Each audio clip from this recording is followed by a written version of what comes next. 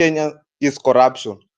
And everybody who was read about Mother Karua or followed her through history, anajua she has never been corrupt. Okay, she has never been accused by anybody, hata kwa political rallies, of corruption, hata rumors. You see, hata rumors. These politicians who bash each other kwa political rallies and all, none of them has ever said Mother Karua stole this, Mother Karua stole that. Yet he has called out everybody boldly. Ameita watu, amesema huyu ni mwizi, huyu ni mwizi, huyu ni mwizi. But the system has poisoned our mind to think that she's an enemy for no apparent reason. She has the passion to bring about a better Kenya, and maybe that's her life's purpose. Should she exit this world knowing well she has never accomplished her purpose? Would you be okay to do the same? Would you fight since 1992, since the 1980s in university for a better Kenya? And then somebody comes and tells you, we don't want you because now you are 66 years old. If that was your life's purpose, if that is what you think you are meant to do, would you be okay if somebody told you, now you are 66 years old, it's not okay for you to pursue? So what if she is to live for another 30 years? What if she is to live for another 30 years, and then that's 96 years, and she has not accomplished whatever she wants to do? She lives in another country with corrupt people, what she has been fighting her whole life. Anakuwa sasa ataishi for another 30 years watching the same thing because some guy thinks she should exit the stage. I think the system has turned us against activists in a very, very, very bad way. Okay, we need people like Mother Karua and Omtata and this other Senator Onyonka and maybe Boniface Mwangi in one pot. We need people to hold these big offices until we come of age. Those people cannot all be corrupt. Everybody likes one or the other. Maybe one of them is corrupt, but they cannot all be corrupt, and we know that. Okay, we also cannot give power to persons we meet on Twitter. Wamekuwa wakinunuliwa huko. Their track record on integrity we do not know. We know we can trace the track record on integrity for persons like Mother Karua and Omtata and Onyonka. You see, we can track, and they should come together also and form something good, since their purposes seem to align. We will be the ones to tell them who to include there and who not to include there, because they have track records. There are track records for everybody in the country. We can always follow that track record to where it began until now. Okay, and if they happen to fuck us up, we will still do them what we are going to do with the current government on Nane Nane. The power remains with us. Okay, guys, about Nane Nane.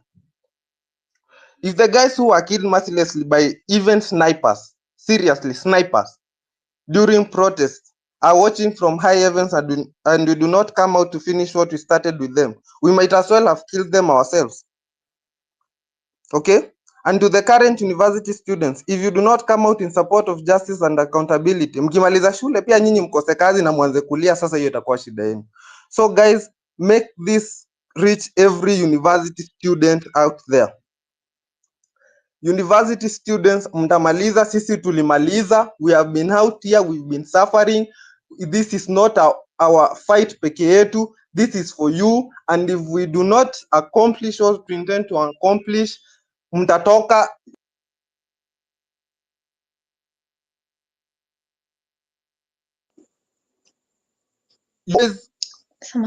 Graduate. I think you're dropping off. I think mnafaa kutokea. Yeah? You're dropping off. Endelea. Okay. Alafu still on the Nane Nane subject. Mimi sitaki kuona mtu akikufa Nane Nane. So guys, if you are coming to demonstrations, if you are going to demonstrations, be vigilant. Ukisikia risasi, shuka ukae mahali uko. These people, some of them are animals. So if a bullet is fired, and please pass this to the other people, if a bullet is fired na umesikia risasi, shuka mahali uko, kaa chini. Makarao wakicharge na mko wengi, kaeni chini nyi wote, because when you start running they shoot your backs, and that is how we lost Rex. May God rest his soul in peace. When they charge you, kujeni, kama unaenda maandamano, kuja na rafiki ama marafiki 10, it is enough if all of you mnashuka mnakaa chini mkisikia risasi. It is also our obligation to prove to our parents that we do not intend to ban this country. So we must be peaceful. We must prove to our parents, ndio watakuwa naona hizi vitu zote kwa TV, that alafu this is the propaganda that the government is feeding our parents and our grandparents at uko ushago, that we want to ban this country. I do not want to ban this country, and I've been to all the demonstrations, and I do not think any Gen Z wants to ban this country. So it is our obligation to prove to our parents that we do not want to ban this country. And how can we do that? Let's remain peaceful. So ukiona msee anaiba ama anarushia askari mawe, piga firimbi, shikeni yeye, peleka yeye kwa hao askari. Let's be civilized also if we want everybody to join our movement. Okay. And it is true that Mother Karua and alike should join the movement, but it is our movement, and we can all and if we can all agree that we want them on board, then they should come. Let's be logical. They are the best persons who can lead us. You can drop names if you want, but the track records are there. The track records are there. If you sieve through the rumors and the accusations and the false accusations, you can always find a clean, good record of all these people who want to become our leaders. So if we want people to become our leaders after this, we can always choose. After all, we the people can always take the power back, because the power belongs to the people. So thank you, Rabia. That's all. Okay, shukran the other guy kwa maoni yako. Naona hujauliza swali kwa Mama Martha bado, lakini maybe tunaweza kusonga mbele. Huku tukisonga mbele tukumbuke kwamba kuna watu wenye wampoteza uhai, na vile tulianza huu space tulianza kusema tunachukua maelekezo au funzo kwa maandamano za Bangladesh, na kumbusho kwamba kwao waliamua kusimama kidete na ile maandamano yao, hawakurudi nyuma tena wala hawakulegeza kamba. Wao walipoteza hata watoto 32 kwenye hayo mradi ya maandamano, walikatiwa internet, yani hakuna mawasiliano, lakini bado walisimama kidete na walisonga mbele.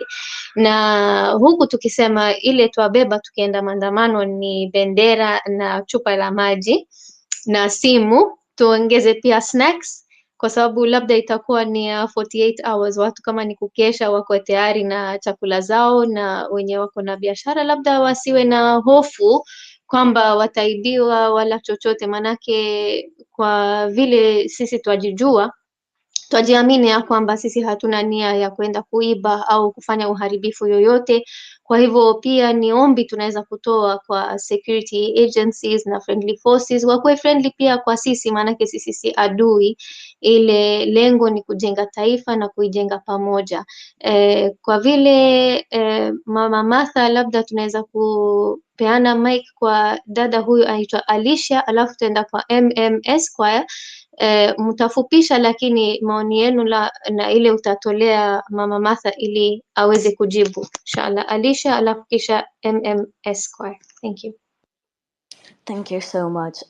I'd like to start by a short preamble that says I really don't appreciate, and I'd like to disagree with the people that are saying that we should just leave the past to the past, because that past is influencing what is currently affecting us. These questions were asked but were never answered to the people. So this is a public forum that we are now able to ask, Martha Karua, the questions that some people felt like she never answered. Nane Nane is all about accountability, and it doesn't matter that people are asking for accountability with current issues with the current government or previous government. It has to start somewhere. If any previous leader were here, we would be asking the same questions. Martha Karua is not in government, but she served in a government, so I don't see why it's absurd that we're asking these questions.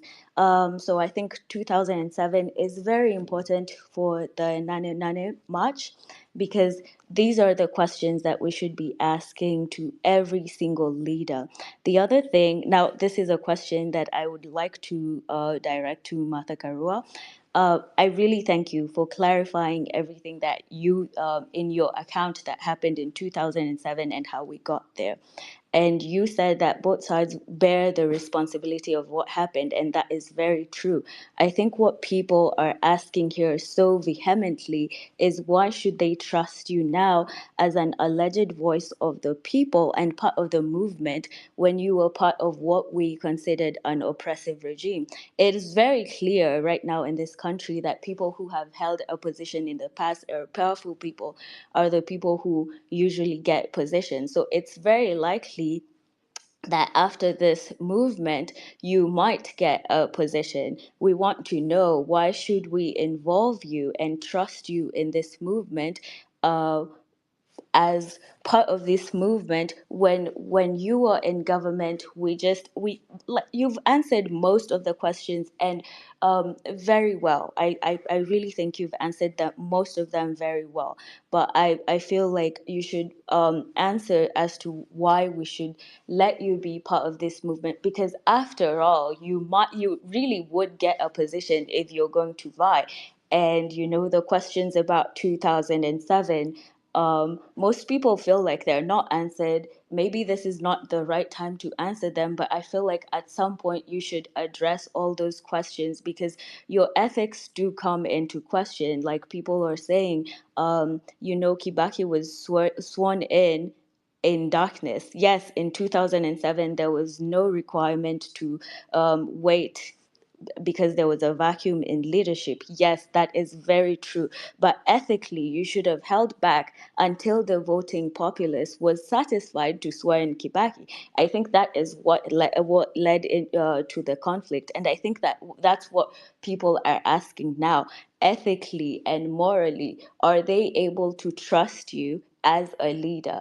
And about Nane Nane, I honestly think, maybe some people would disagree, but this is her country as well. I honestly think she has the right to show up. And if she does show up, it shows a very powerful statement, not just to the people who are there, but to the leadership of this country as well, which might be an illegitimate leadership, but to the leadership as well. I think it shows a very powerful statement that you are not going to support them. The last thing I would like to address here is that I think this is her country. She has a voice. Someone's voice cannot be taken away. She is a Kenyan. She has a constitutional right to speak freely, just as you have a constitutional right to speak freely.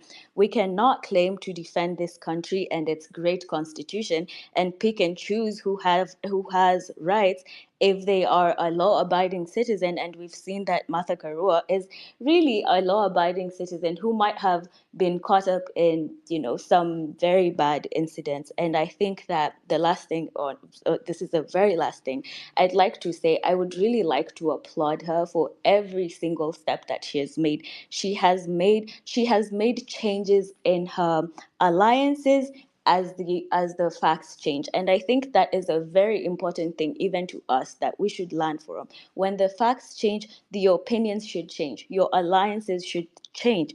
So Martha Karua was not only well within her rights to change her mind, she was also intelligent to do so. And that does not make her a horrible person, that she changed sides or alliances. I think that is very something that we should applaud. Thank you.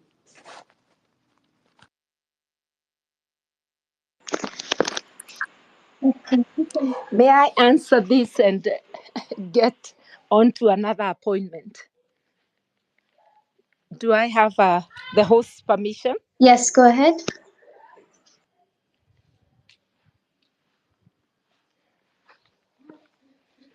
Can you hear me? Yes, Yes, you're yes, audible. we can hear you. You can go ahead.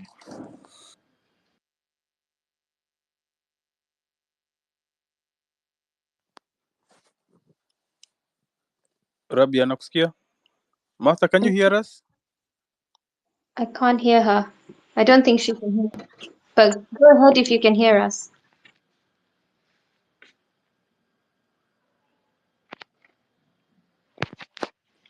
Senior counsel, we can't hear you if you're speaking.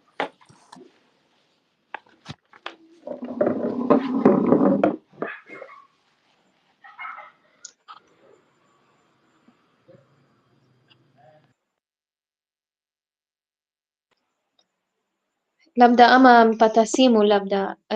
Mama Martha watupata?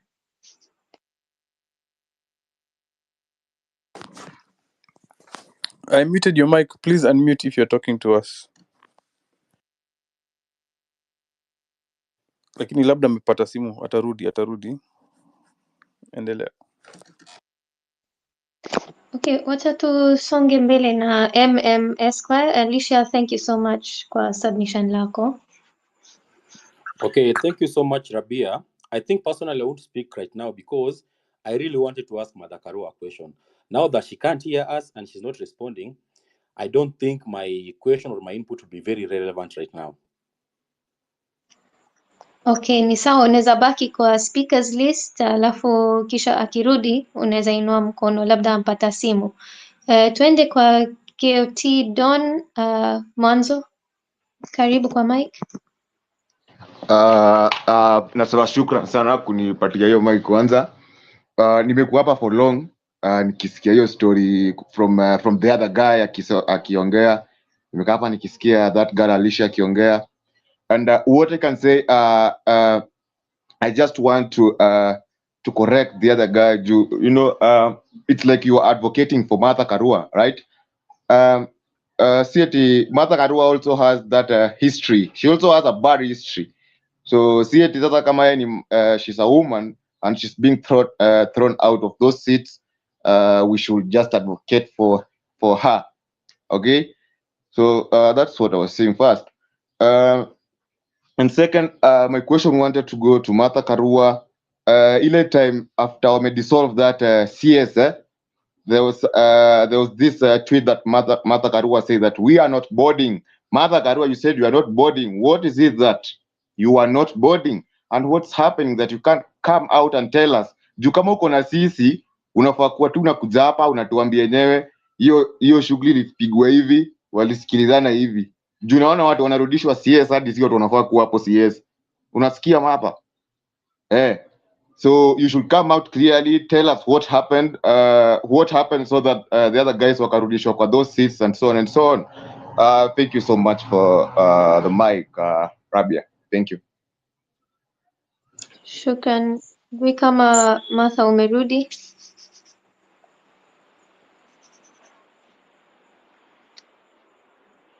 Mama ni kama bado hayupo. Western. Rabia, thanks. I also wanted Mother to hear my submission. Basi tutamsubiri. Sema kweli labda upo?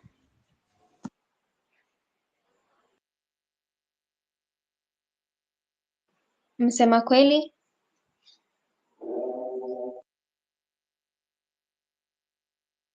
Okay, wacha tusonge mbele tena, labda Sigret. Okay, thank you. Thank you so much for giving me the space. I also had a question for Mata, but I also want to think that we are losing focus. Hii saizi tunafaa kuangalia nane ikoaje, the people who want to go to the demonstrations, how are we dealing with them? Inakuwa organic na wenye hawatafika watafika aje? Like we need strategies. Martha Karua tuko na yeye na whether we are going to be with her or not should be a question after we've captured what we want to achieve, you know? I wanted to understand mimi kama mtu nimesupport Martha kabisa, and she has been talking about my community here and there, my community. What is her role in people from her place playing tribal politics? Anajaribu kufanya nini ndio arekebishe hiyo mambo? Because we've seen, like every other time, they are talking so much about this community here. Anajaribu kuwapea funzo, because right now somebody like me, I'm from the lake, I'm doing all I can to tell my community that, you know what, we cannot be following this man hata kama anatupeleka kwa dustbin, you know. Is she actively doing something like that? Because this is the same people who we hear from history and it's facts that they did, I don't know, some political odds. And I've not seen Martha come out clearly and tell her people, that this is not the right way to do it. Because if we are going to deal with tribal politics in this country, it's about people who have seen the light, going back to their villages and telling people that, you know what, we cannot continue like this, you know. Martha is somebody that I personally respect. I think among the political class, amejaribu kukua very well, politicians have been very, very dirty, but Martha, I can give her. Of course, the 2007 image, nayo ime stick na sisi. That is something that Martha should know, that it will continue sticking in Kenyans' minds. She should be, if she wants to be truthful, she should be truthful as to say that in 2007, Kibaki did not win elections. That is the truth that she cannot run away from. And she knows. And me, I watched the television when Martha aggressively butchered justice in 2007. And right now, because we are now forgiving and trying to rectify, if she wants to be truthful, she should just come and tell Kenyans that, you know what, I messed up, but the truth is that in 2007, Kibaki did not win elections. That is the truth that Martha should say. That notwithstanding, Martha is somebody that will still have my respect as a Kenyan. I've seen what she has done. But right now, guys, let us focus on Nane Nane. And the people who are, another thing that I wanted to talk about is Kenyans who are giving Raila Odinga platforms. Why are you giving Raila Odinga platforms? Yesterday, he went to Toy Market and people are clapping for him. Why are you clapping for that man? Huh? Why are people standing in Raila Odinga's crowds and still laughing with that man? Mbona hamfukuzi? Huh? Why are you people still entertaining Raila Odinga? That is somebody that should be deplatformed. Huh? Because I'm a hijack movement yetu. He has legitimized a failed regime, and we are now here. Huh? Raila Odinga should not be given space ya kuambia Mkenya kitu yoyote. Anatuudhi sana, and I'm speaking as somebody who has actively hata kwa demonstrations zake mimi nilikuwa naenda. You know, I've supported Raila Odinga all my life since I became a reasonable human being. Huh? But saizi anaudhi, na kama mtu anaudhi tumwambie bro unatuudhi. Let's focus on what we can do to our people. Personally, nimeshachanga pesa yangu, nimetuma pesa mtu mwenye anataka kuenda. Let us see what we can do. Let us give tactics so that Nane Nane should be successful. We should send a very clear message to the political class that we are about as our business, and Kenya is our business right now. Thank you so much for giving me the opportunity. Asante dada, na vile umemsikia kila mtu ajitayarishe, Nane Nane inakaribia, so watu wako ready. Host, I'm seeking time to respond so that I may leave the space to go to an appointment. Okay, maybe kabla hujaongea kulikuwa na maswali kutoka watu wawili, tunaweza kupata kusikia hizo maswali zote alafu ndio ujibu kabisa. Ni sawa? KOT Don, Martha, can you hear me? Afro, go ahead. Can Martha hear us? No, I don't think Martha can hear us. Weston, please check if Martha can hear you. Hi, can I be heard? Mother, can you hear me? Okay. Well, I can go ahead regardless. Wait, I think she's not hearing us. Because she's saying she's waiting to be given an opportunity to answer, but she's not responding when we're talking back. I don't. Well, hold on, Western. I think let me drop her and then add her back again. Or let me first reset the space. Then if it doesn't work, I will drop another back. But Msema, go ahead as we are resetting the space. So as we look forward to Nane Nane, I think we still have to continue to have a two-pronged strategy. We'd want Ruto must go. He may go the way of the Bangladeshi PM, but also he may go through an election. So whichever way, we have to be prepared for both. One thing we have to remember is there's a lot of good people, good intention, people of integrity in these spaces and in the country. And one thing that we've always known is because we view politicians as dirty people, so a lot of good people do not want to be politicians. The problem is when the people who are good people and people of integrity choose not to participate in politics, then we kind of allow the evil people, like the current crop that we have, a majority of them, to become our rulers. And then we complain that, oh, these people are like this. So why am I saying this? Is a call to everybody, everywhere, from MCA to MP to, it's not too late. Right now, the next scheduled election is in 2027. It may come sooner or change may happen in other ways. But right now, 3 years is not a long time. We need to have everybody, whether it's you who wants to run or someone that you know that needs to run, from every ward. We need to have thousands of people right now in every ward, at least several people going through, talking to voters, educating them, campaigning, running registration drives, all these things. That's the plan B. So if these other things doesn't work, then that one also needs to work so that we can be prepared for elections. Because whichever way, even if Ruto goes today, we'll need the elections to figure out what the heck happens next. So we need right now to have people preparing for that. What does that mean? Every one of us needs to be either running or having people who have integrity on the ground running for every seat in the country, from president to MCA to every elected seat.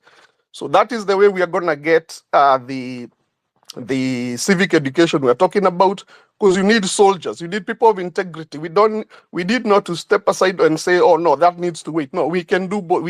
What is it called? You can you can walk and chew gum at the same time. So meaning we can protest for what is going on right now and at the same time be campaigning on the ground to be able to be preparing for elections and educating people. So for me, I would say anyone that wants to run, whatever it is, hata kuja kwa hii space, sema jina yako nini, how we can support you, details of how we can support you, what your message yako kwa ground. Kama wewe hutaki kuran, let's find people of integrity who are in your circles, let them encourage them, push them, let them be running for every seat so that when this next election comes, whether it's quickly or later, that we are prepared. Santeni.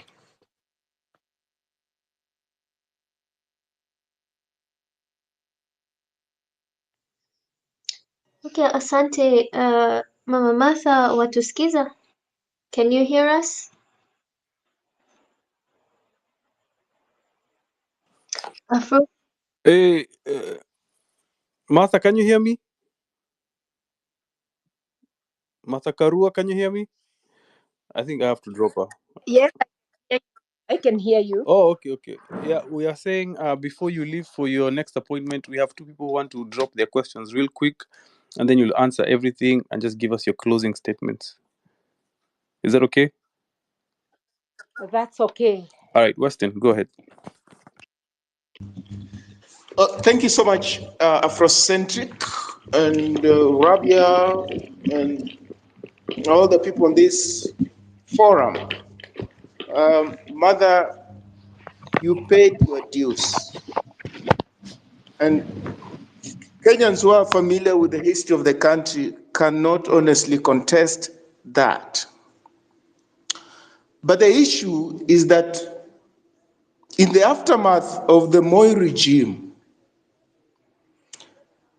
Moism remained in place. Moi, the person, left, but Moism, as in the behavior that Moi used to exhibit, remained in place. And you didn't speak against that. For instance, the question is this. I would wish to know your answer to a remark by a former cabinet minister by the name John Michuki, who said openly that they were not fighting for a new constitution. They were not fighting for a reformed Kenya. They just wanted Moi out. And in that context, he was talking about himself and the people who at that time were referred to as the Mount Kenya Mafia, a tribal cabal surrounding Mwai Kibaki. So they were not interested in reform, in change, in a better Kenya. I wish to know your response to that. Secondly, when there was a task force that was formed, headed by one Professor Makau Mutua, to try and find out the mechanisms to establish Truth, Justice, and Reconciliation Commission. When they submitted that report to Mwai Kibaki, who was the president and you are the justice minister, Mwai Kibaki turned down that task force report and said, no, the bygones are the bygones. There's no need to look into the bygones. It took the 2007-2008 post-election violence for a Truth, Justice, and Reconciliation Commission to be established. And it could have been established before death. What did you do about it? Third, there was something called radical surgery in the judiciary when you were the justice minister. That process was adjudged as nothing more than a witch hunt. Some individuals who appeared before that committee were removed from the judiciary. They went to court, they appealed, they were reinstated because they argued that they had been hounded out on other consideration, could be tribal, be political, other than reforming the judiciary. You are party to that process. And the 2007 debacle matter, we are always told if we have female leaders, they are just more than political actors. They are also considerate people. Well, that's a stereotype. I do contest that, but that is usually thrown around. What sets female leaders apart from male leaders, that they've got a heart, they are empathetic, they care. In the heat of 2007 post-election violence, you stood firm and you defended what was clearly electoral theft, while women, children, and vulnerable people were being killed, displaced, maimed. You have never ever apologized to Kenyans to date. You've never. Recently, 2022, that ticket on which you were with Raila Odinga, it was not in the interest of Kenyans. It was a ticket that was backed by Uhuru Kenyatta, a person who had refused to implement the Truth, Justice, and Reconciliation Commission. In fact, he had pressurized some of the commissioners to delete the chapter on land, which had implicated his family. There was a lot of money in that campaign, and Kenyans were asking who was funding that campaign, and they were saying taxpayers' money were being abused. You said nothing because it favored you then. So Kenyans are asking that a person who plays hot and cold like you on matters to do social justice, democracy, the rule of law, inclusivity, and a better Kenya, you will play a role of a saboteur, spoiler, vis-a-vis the current debate. In fact, I put it to you, Martha, that William Ruto had to bring Raila Odinga and these other people into his government after you and other people held that Limuru thing, which was tribal. And he felt, no, going forward, I won't get votes from these people. Which people? Referring to the Kikuyu people. That gathering was seen as a Kikuyu gathering. And it made him to sit up. Look, what do I do? Cynically bring on board Raila Odinga. bring on board the people you campaigned against the other day? Now, these are the questions Kenyans are asking, and they're valid, and nobody should say, Mother shouldn't respond to this question, should respond to these questions. Because how many of you people have ever met a sitting president one-on-one? She has. That's how much power she has. She has been a cabinet minister. So when you come here and say, no, you're being unfair to Mother, or you want to speak for Mother, like, do you really understand what you're talking about? Have you ever met a president? Have you ever had a one-on-one with the president? Have you ever served in a government? So on what basis do you want to shut down people and tell them? And we don't focus on William Ruto as an individual. We focus on an establishment, an incestuous, self-reproducing establishment in Kenya. People today, they masquerade as opposition leaders. You wake up tomorrow, they're in government.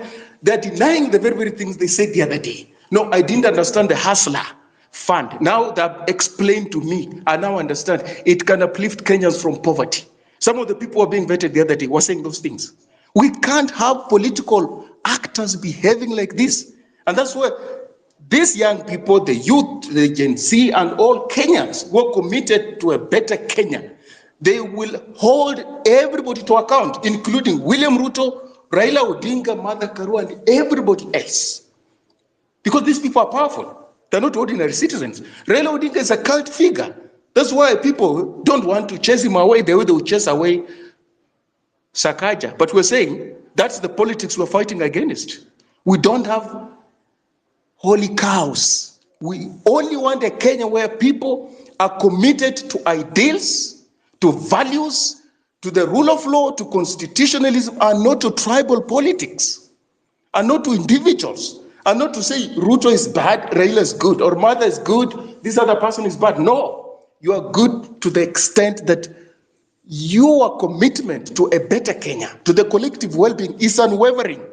Mother, I end by telling you that, do you know that we have never recovered from you and your colleagues who formed the government after Moi? One, you continue tribalizing the state and the bureaucracy, and we've never recovered from that. Secondly, the stolen election of 2007, we have never recovered from that. Going forward, anybody who loses elections will always cry that elections were stolen, because we've never sorted out that. Had Kibaki been a one-term president, we will not have any other problem going forward having one-term presidents.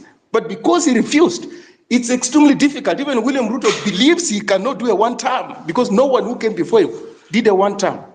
You did not midwife the bombers' deliberations that Moi had sabotaged, which was supposed to birth a new constitution. You did your own things, and we Kenyans were given something called a Wako draft, which was really polarizing. That referendum polarized the country, and it was a dress rehearsal for the 2007 elections, which naturally dissolved into civil war. Mother, do you own up to your contribution to the problems we are facing as a country? We don't crucify you. We're just saying in the spirit of honesty and transparency. We want a new Kenya, and a new Kenya means we own up to our contributions to where the country is, and we say we can begin from a clean slate, but we cannot pretend that we don't understand history. Revolutionaries who have no notion of their history are condemned to repeat the mistakes that were made in the past. We must appreciate history, where we're coming from, and what roles did this candidate, this figure, that politician played before we go forward. And therefore, I put it to you as I end.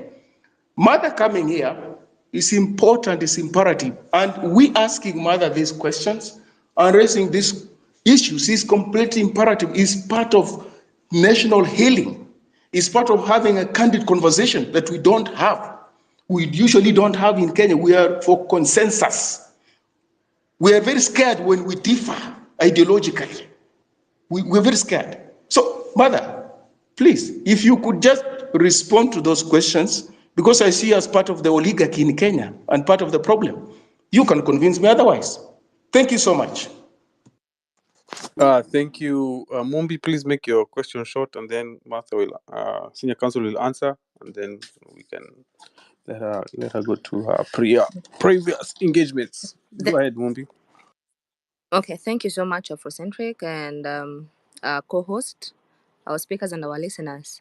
I just had to shorten my question. Western has said a lot, but my question will be just a general one to Senior Counsel. Having served on the government side for about 15 years, you have significant insight in our country's governance. What is your perspective on why we draft, because coming from where we're from, we draft something like our finance bill in a place like Washington? Is it because we lack the expertise, or is there a deeper issue related to our colonial history that you could shed light on? And then, additionally, let me take a little bit of a spiritual perspective. You know, considering that our foundations were laid by early British colonizers like Kina Sabalin, Kina Evelyn Berlin. Do you believe that this foundation really influenced the belief that we are battling right now against these principalities and powers? Because up to right now, we see them putting their foundation till date. And you've been in the government. So me asking you, I feel like you could shed more light on this, because we see till date, they're still putting this foundation. An example is that they have really put a big and tall foundation at the roundabout of railway station, what we call and what we term as obelisk. What is your take on such things? I said I'm going to take a spiritual turn because as we are winding up, and from your own capacity and understanding, how do we truly emancipate ourselves from these ties to truly becoming independent and free from reliance on these IMF and World Bank? Thank you so much. I hope you guys can hear me. Am I audible? I hope I'm audible. Thank you for your question. I also want to add on, just before she begins to answer, I want to paint a picture before I ask my question, because Martha Karua has had a career as a politician and a legislator for some time, and her having served as both Minister for Water Management and Minister for Justice and Constitutional Affairs in the Mwai Kibaki administration. In the 1990s, back then, towards 2000, she was a prominent member of the opposition political movements that successfully agitated for multipartyism, that led to the ouster of the KANU regime in 2002, if I'm not wrong. And in 2008, after the disputed 2007 general elections, that elections resulted to a widespread of violence across the country. And she led a team that literally negotiated power. And you guys can remember so well when we had the back then chairman of the AU, if I'm Kofi Annan, that came to Kenya to constitute the handshake, and I think that was probably the first time we heard of handshakes and so on. And you also led a team that negotiated that power sharing agreement between the opposition leader back then, Raila Odinga, Orange Democratic Movement, and now 14 years later, rather 15 or so years later, Raila would go back and pick you as his running mate in the 2022 general elections. So which was Ruto and his peoples were declared the winners of the elections. Now my question is, what was, and we saw what happened during the post-election violence, people being banned left, right, and center, people killing each other left, right, and all that. But now this movement has really stood up to, shun all leaders, because we've just learned that sometimes all leaders are all the same. So what will be the difference between whatever is happening right now with the anti-finance bill tax protest, and back then where we had people killing each other because of election disputes, and it had to take lives to be lost for you guys to initiate a handshake? And why the handshake? Why would we just say no, this election was wrong, and we are not agreeing to this? If we agree to this, we need to follow the constitution. The elections were disputed because people were not satisfied. Why initiate that handshake? And why now did we take time? Because this thing was not about Raila. The anti-finance bill was not about Raila. And you leaders just sat on the fence and did not say anything to say that, hey, this is not the way it's supposed to be. And now moving forward, that was my first question. And my second question probably could be, why are we sitting on the fence while seeing the government butchering the constitution? Why are we not speaking out? Is it because we only speak out when we have something to benefit as politicians, or we only speak out, we only don't speak out because we are not going to benefit anything? So my last question is, now the protests that have halted the government and has agreed to talks with Raila Molo Odinga, which for us it was a surprise. This was not about Raila. We told Baba to go back to Bondo and relax after he lost his bid with the international seat that he was looking for. We just wanted no talks. We wanted to do this our way. Why is it that politicians are trying to interfere with the protest that we are holding? We don't want talks with the government, but other politicians are like, no, we need to have talks with the government. What do you have to say about that from where you sit? Those are my only questions. Thank you. Afro, can you allow me to ask a question based on, because all the people who have asked questions have asked about the past. Please, 30 seconds. We want to release Martha Karua and we get back on topic. I want to ask a question that is directly impacting on our future. Whereby my question is, what do you think, Martha? What do you think is the direct target of people like Imani Ichung'wah and the current government when they introduce the seed law, the Livestock Act, whereby they are selling they are taking loans on the fertile lands in the country? What impact will it have on our food security, our sovereignty, our independence, all these things? How will they impact our future if we lose our freehold titles, if the Livestock 2024 Act is enacted, if the seed law comes into play and we can no longer share seeds? How does this directly impact our sovereignty and our food security in the future? Senior Counsel, are you there? Okay. Yes, I will answer very quickly because there are questions I didn't put down. The two where a caller, therefore I can't remember the name because I didn't put down, was saying that Raila won and I should just apologize. I want to tell her that I differ completely. And I would refer everyone once again to what I said before and to the Kriegler report, an unbiased report which is a public document and is online. I do not know what better evidence she has. As a participant, I believe I also know the details of what went on. And even with the exaggeration on both sides, I genuinely believe Kibaki won. Online again, look for a Professor Troop from the US who did an analysis, and his analysis led to the belief that even with vote exaggeration, if you remove the exaggeration from both sides, Kibaki won. That's neither here nor there because Kriegler says it's useless to ask who won. I can only apologize for the loss of life, for injured feelings, but not for anything I did. I did not do anything that I shouldn't have done at all. Representing Kibaki doesn't make me a criminal. An agent is an agent, and every candidate is entitled.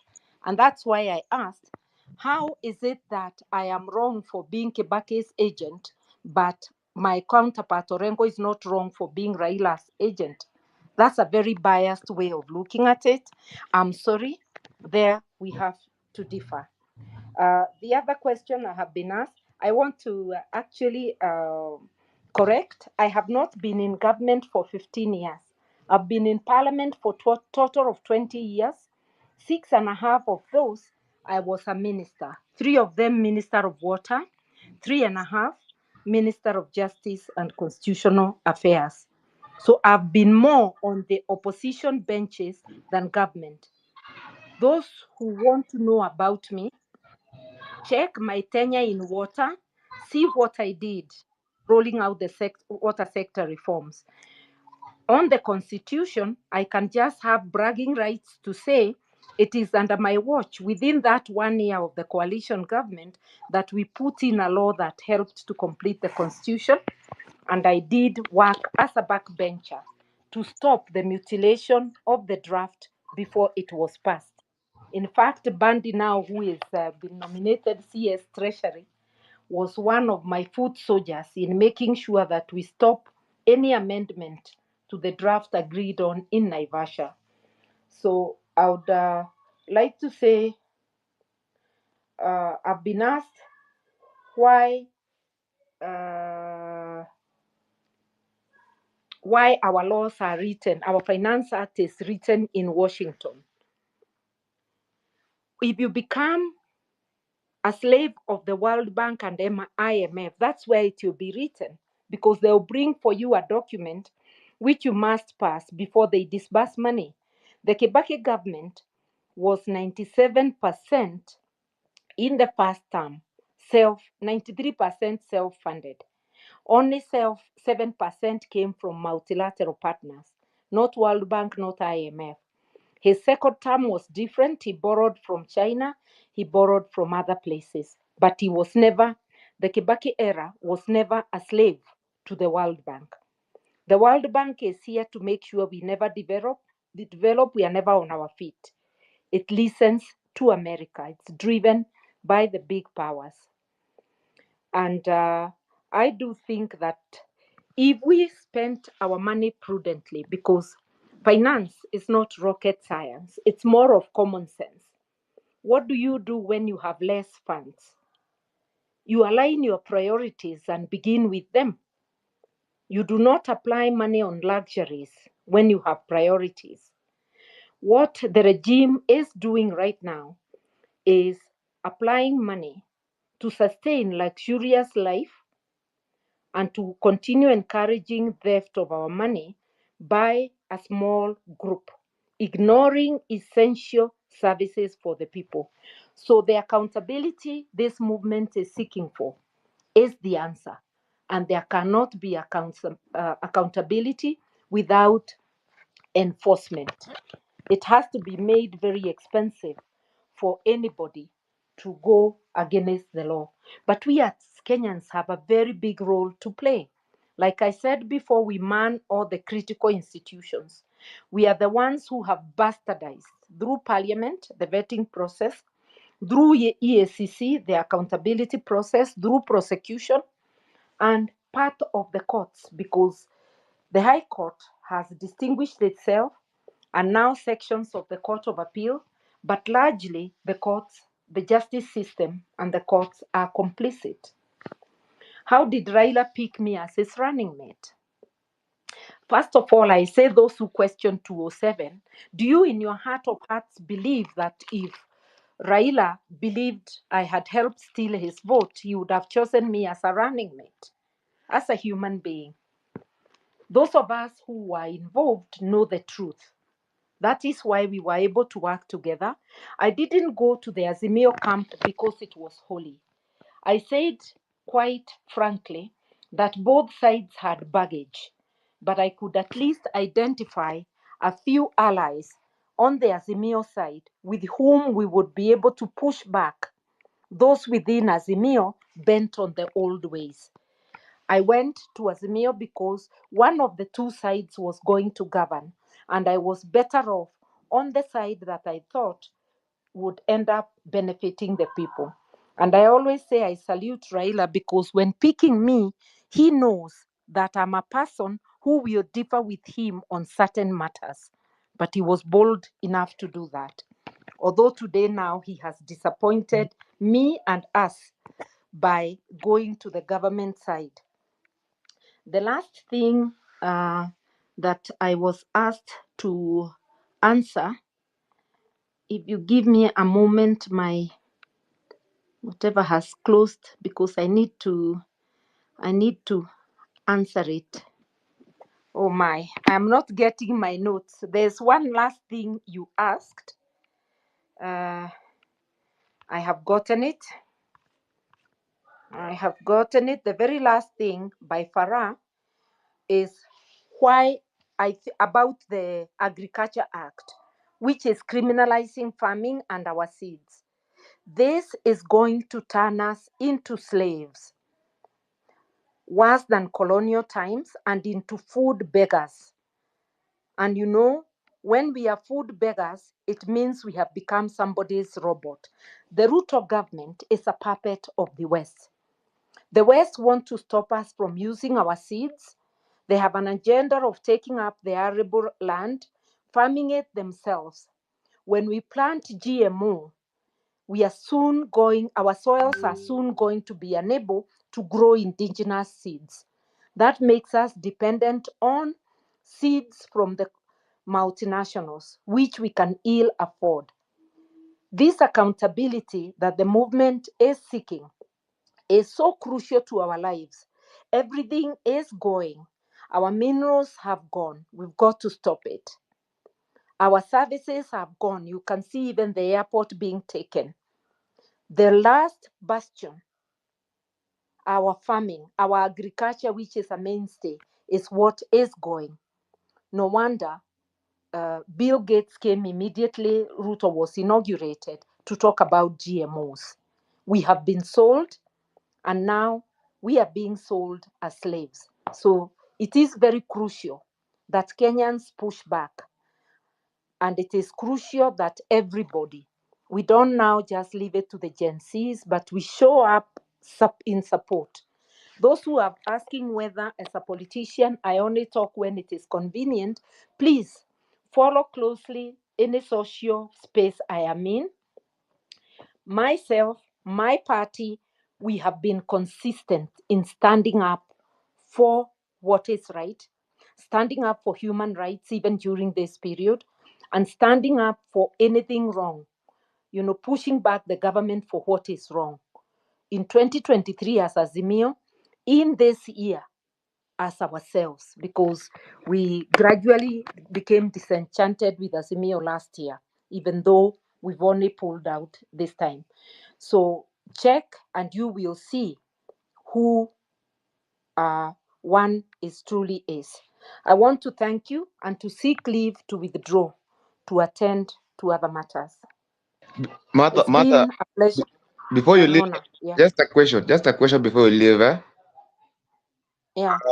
The other day you tweeted a tweet saying that you are not boarding after the CS were shuffled. You say that you are not boarding. There's a tweet. You are sitting on the table, you Yeah. and the other ODM members. So Yeah. what is it that you are not boarding? Not ODM, Azimio. So right now you are not in Azimio. Yeah. Okay, thank you for that. We are in the process of withdrawing, but we do not issue joint statements, not even with Akina Kalonzo. We are now playing as NAC Kenya. They are not our enemies. Those who are against joining government are indeed our colleagues, but we are taking time to grow our party, individual parties, which was our agreement in January this year. But we definitely are not boarding on anything that works against the people. Thank you so much, Martha Karua, for gracing this space with your presence and for the knowledge share. We have learned a lot. Personally, I've learned a lot of clarification of events that have happened in our history, 2007, a lot of things we saw on the news, but you had you are there in person and you participated in person. It's good to hear it from your mouth as explained by you. Thank you for adding your voice to the movement. We have been having leaders come into these spaces and listen to us, and we're paying attention to those who are listening to us and to those who are hearing our concerns and are also giving us your advice in the same way. But thank you so much from the other speakers, and you can leave at your convenience, but we'll continue the space. We get back on track. It is really good sometimes when the Iron Lady is here. We have to understand that in some issues we have to, it's like eating a fish. You have to eat the meat and spit out the bones. There are some things she did we are not happy with, but there's a lot of things she has done which we have to accept. We have to accept this is good. We can't take it away from her. That's what she has done. She's a woman of principle. That one we can give it to her. Akisema ni hivi, ni hivi. And she will resign in your face. And she's a Kenyan and she has a constitutional responsibility. We cannot deny, we cannot be saying we want constitutionalism and then we deny other Kenyans from exercising their constitutional rights. So the sword cuts both ways, and we have to listen to each other. At the end of the day, as much as we disagree, we have to listen to each other, and we chart the way forward. Guys, the march is on. Nane nane. We're moving forward. We are gaining steam, and I'm telling you, hata hii conversation imetutoa kidogo kwenye the path, because hii mlima ya Ruto must go is the tuna discuss hapa future leadership movement. No one will want to own this movement if we do not succeed. So this is the next 48 hours is critical, the most important 48 hours of our lives as Kenyans. We know this thing has grown, it has taken off X, it has taken a life of its own. Hata sahi tukikuja kwa hii space sema hii hatuendi tutashanga. This word has spread all over Kenya, thanks to you passing that voice from your neighbors to your family members to everyone. And now we just want to hear from people who are coming from outside the city. I hear there are buses rolling in, some people planning buses. I've been getting some messages in the comment section and also in my DMs. We want to plan that effectively. KOT is here. He's also overseeing a lot of logistics. He's going to share also a little bit about what's going on. Guys, Nane Nane is on. Nane Nane is on. Farah, your hand is up. Go ahead. Sawa bro, shukran. Can you hear me? Yes, we can. Sawa. Bro, the sababu ya kumuuliza Martha the question on the seeds and the livestock bill and everything is because a lot of us are focused on our past, what happened juzi jana. Hawa watu wanataka kutuibia our future pia, whereby we are turned into slaves. Our country right now, majority of the conservancies are registered by a UAE company for carbon credits. For instance, Shompole Conservancy, which is past Magadi, on the other side is Masai Mara. All of it is registered under UAE company. Do you understand what this means? This means we cannot industrialize. Hatuwezi tukajenga industries that pollute the environment because we do not have carbon credits. We have exhausted our own carbon credits, and it's because the people who already exhausted their own, who are polluting the environment for a period of time because they have industries and they have companies and they have factories, and now buying our unclaimed lands, where the forested regions and we still are and you people are still okay thinking that tuko na maisha as a country here. We cannot, literally, the Seed Act, if it's enforced, you cannot share seeds. You have to register as a farmer, and once you're registered as a farmer, you have to buy seeds from a certified seller, meaning hakuna mambo ya sijui umeenda umeamua kulima eka yako 5, umeamua kulima eka 2, hiyo imeisha. Read the livestock bill of 2024. These people ni wenda wazimu, wanataka watu waregister mpaka makuku zao, whereby dume ya jirani ikikuja kwako you pay a fine because you're supposed to do artificial insemination. Mnaelewa kitu inaendelea kwa hii nchi? How are people not mad enough? You know, anytime you feel as though you're not angry enough, kumbuka kuna mtu alikuwa anagonga gonga mlango. Anasema madhe nifungulie gate, and he was shot dead. Hapo kwa mlango yao. And you people you're not angry enough. How is the mother who was in that house supposed to live with herself? Because she couldn't, it's a matter of a minute. Kufika hapo kufungua gate, mtoto amepigwa risasi. Na wewe unatoka kutuambia tuongelee 2027. How are you different from the person who killed that child, because they are also talking about 2027? Our future, we are still being sold as slaves. We are just not the commodity. Our future is the commodity. Majama, honestly, personally, wakati yote kuna maandamano, I suffer losses, but wallahi niko tayari for the next, hata kama ni miezi tatu nisi-earn. But after hiyo miezi tatu, we live in a country that it belongs to all of us. How are you people okay knowing that you're barely making ends meet? Hospitals public hospitals are basically, they're empty, ni manyumba tu, hakuna madawa, doctors are not paid, they're all working in their private hospitals. The road, people, you people need to understand that there were generations that had problems. People were told to face kina Farao ambao walikuwa wanajenga pyramids. Our problem is facing people who cannot maintain roads. Na nyinyi mnaogopa. As Muslims, we are told al-amr bil ma'ruf wa nahy anil munkar. You stand up for what is right and shun what is evil, what is not right. So for this country, mimi in case nane kweni yangu, I have two requests. Bury me in a flag and visit my mother, because this country either itakuwa yetu wote ama iumane.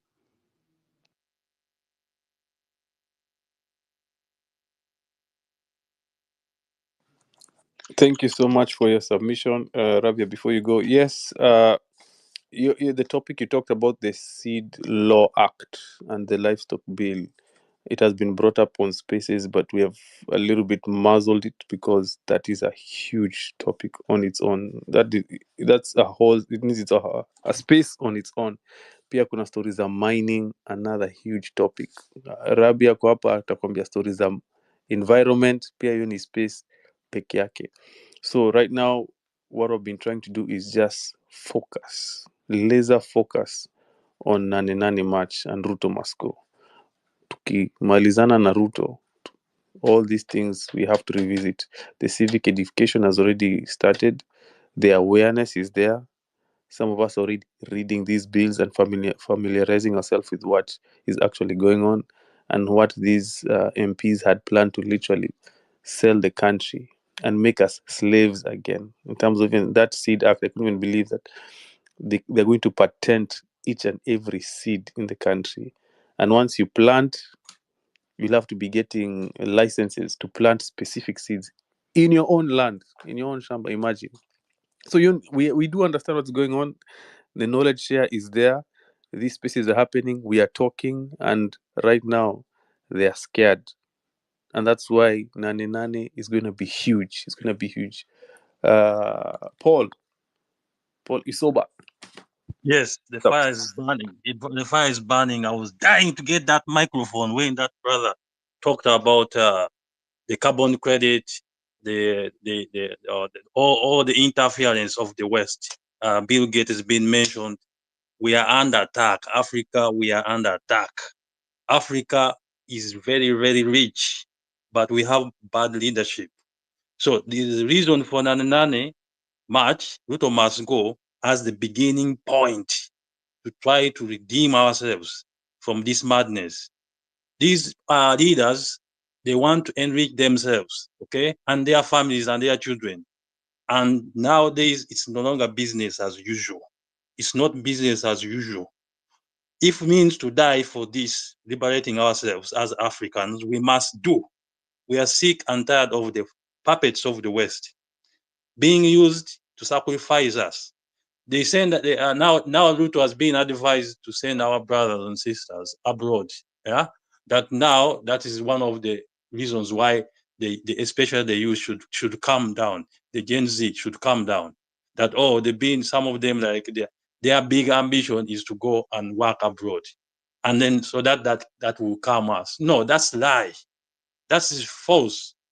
Why doesn't he send his own children? Let him send his children and then leave us back home and develop our nation. We don't want to sell out the best knowledgeable young youth and send them abroad where we still need them to develop our land. Why am I very passionate about this? It is now or never that Africans have to fight back. So this is a serious topic, as you say. There are so many topics that mine bills, this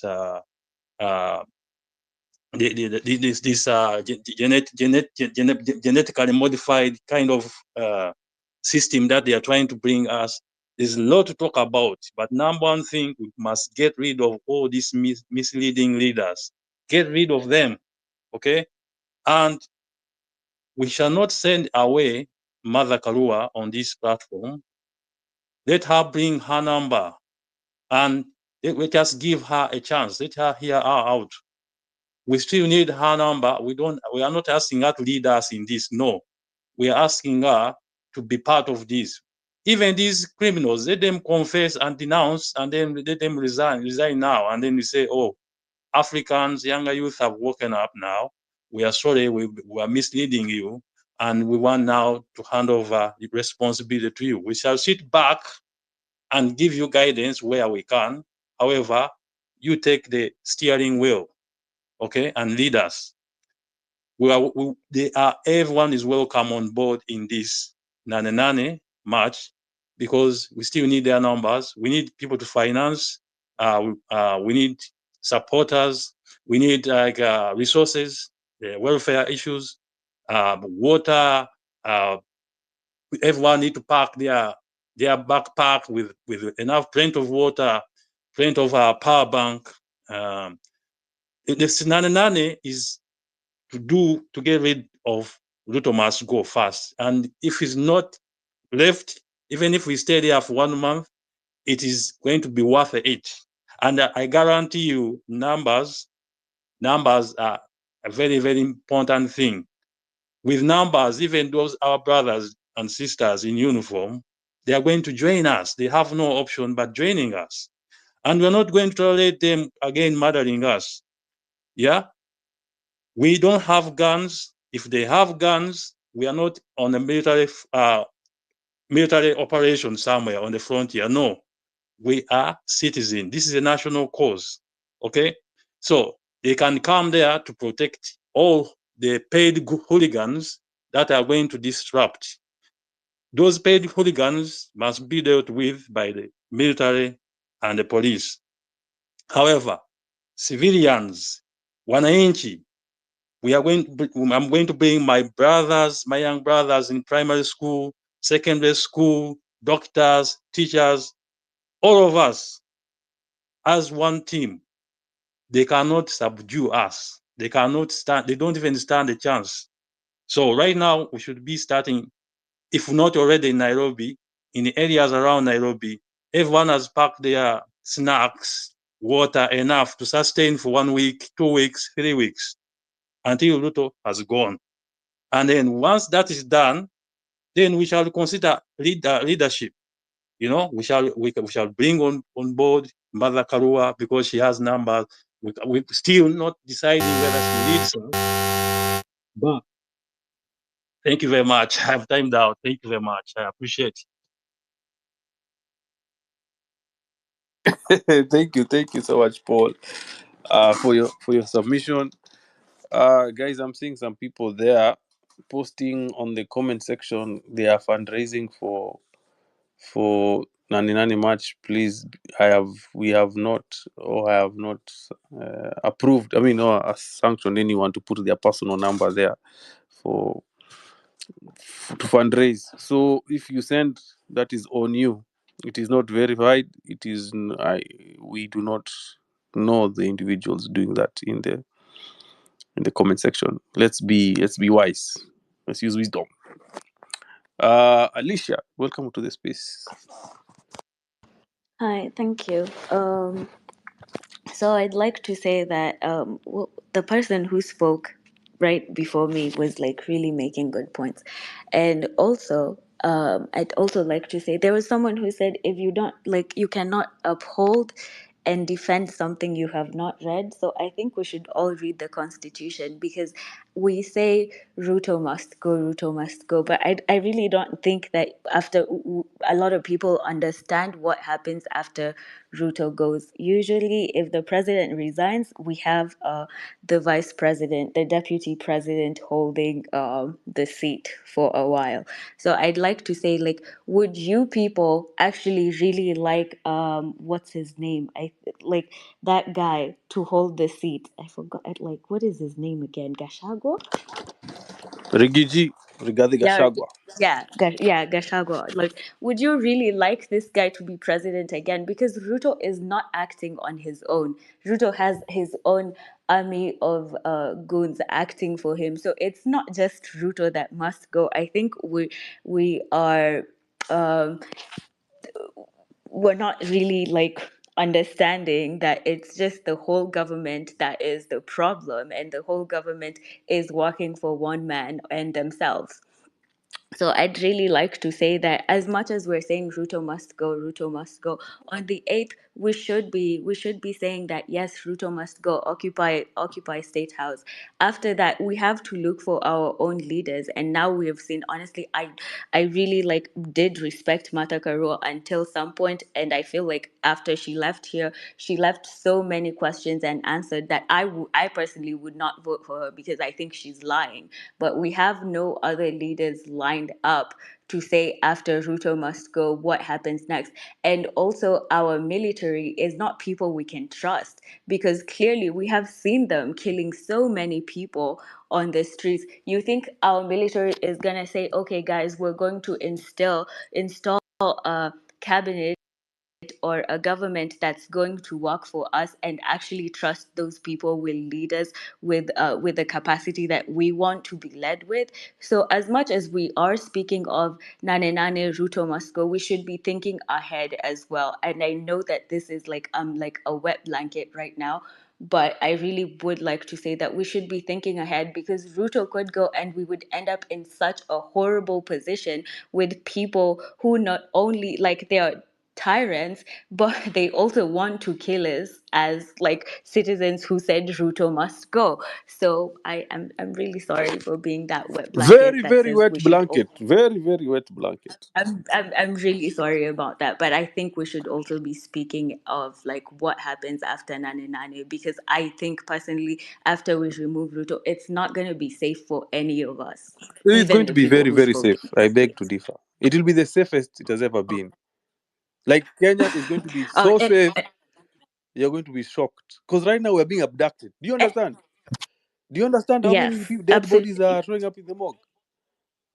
Absolutely. 245 bullets. And you think You think Kenya Ruto's is safe? friends are gonna be safer than him? We're not saying Very The they're safe safe. though. We are after Very saying safe. remove Ruto Very will safe. Ruto, spoil the you whole think his Let, friends are gonna be let, safer than let him? me submit to you. Let me Safer submit. It's option. going to be very safe. Number one, when you say Ruto must go, it is the presidency. So if Rigathi is somewhere sitting down, smoking a cigar, waiting for the presidency to be handed over to him, he's in for a rude awakening. We are occupying CBD. The presidency has to go. That's Ruto and his regime has to go. The constitution says it will fall in a transitional government, and then before we go for elections, and that's why if you had Josephine was saying the government, the military will have to come in to restore order, like to restore order, because we are marching. When we're going to be making decisions in real time. When we occupy CBD, occupy State House, we're making decisions in real time. So nobody wants Rigiji to come in over here. And then when it comes time to pick leaders, we will make those decisions when we get there. We'll cross that bridge when we get there. Right now, this mountain our plate is full, right? But we know We know the leaders who have been with us. We can see the individuals who have been part of the movement. We know the politicians and the leaders, whether the technocrats who have integrity. We will discuss that when we get there. But right now we are convoluting our conversation when you're telling us who are your leaders, what you're going to do, what you're going to do. When we have to be talking about how many of you mobilized. Alicia. And I don't differ with that. Yes. I absolutely do not differ with that. And I'm really sorry if I sounded like I differ with that. I absolutely do not. But as you said, the military would have to step in. Do you guys, any of you guys, really believe in the military Kenya to has the step into most this country and they have disciplined. been killing our people? No. You're thinking of other countries. The KDF is the disciplined, He's the thinking most of the police. disciplined. Yeah. Oh yeah. Don't confuse the two. There's the police. The military has never shot a Kenyan. The police are the ones. In fact, we feel more safer under the military at this point. The police are the ones who are running rogue, especially the masked ones who are wearing plain clothes and shooting live bullets at protesters who are holding flags, water bottles, and smartphones. So Thank you for clarifying. And let me just ask another question, and I'm gonna give the mic back to you. I'd also like to say that, okay, now that we're thinking of the military, like, shouldn't we also be speaking of how we will stay safe around, like, maybe I'm just paranoid, and maybe I've just seen the country like go into flames so many times that I'm just like, really, I don't believe it. But I really would like to say that maybe we should be speaking about how we're going to be safe in the hands of the military and the police. Fine, the military is not the police, but if they do act in clashes, how are the people who are going to protest going to be safe? Honestly, and as much as we're saying, oh, go protest, occupy space is state house, how are you, like, how are we going to make sure that our friends are going to be safe, like, in the hands of maybe the military, the police? Like, do you really believe that if you are maybe captured today by the military of Kenya Defense Forces, or the police, do you believe that you will be safe in any of their hands? Let me just give you that question before I continue. Can Short I answer answer. you? Are we Go safe ahead, at Abdul. this Yes. moment? Even in the current situation, are we safe? That's the most important question, first of all, because hatuko safe. Nobody's safe. How are you safe when people are plundering your future? How are you safe when you cannot afford medical bills? How are you safe when education has become as expensive as gold? You know, personally, I don't need safety that is masked by slavery. I would rather die on that day, wallahi, personally. And I'm not advocating for anybody to come out and kill them. No, but we do not. There is no safety in the current situation that we are in. People actually, we are actually safer on the streets where when they are not stealing from us. Ambia Faith amute mic yake, anatupatia feedback kwa background yake na ina irritate masikio. Thank you very much. Anyway, Alicia, let me tell you something. I'm sure you're not in the country, right? I'm sure you're not in the country, I right? actually I Are you am in the in the country? country. Ah, interesting. Then Yes, why are you scared? Why are you paranoid? Have you ever gone for these mandamanos? I have, yes. Okay. If you have, na umekunywa tear gas tao hapo CBD, haufai kuwa scared. Juu, I'll tell you for a fact, hii tear gas tumeikunywa, bullets zimepita kando yetu, you've seen bodies drop to the point that we don't fear anymore. We are numb. To be honest, we are numb. Personally, I'm numb.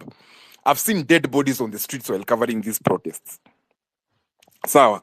Me and my boy, this dude in a black and white avian, it was Escowino Jr.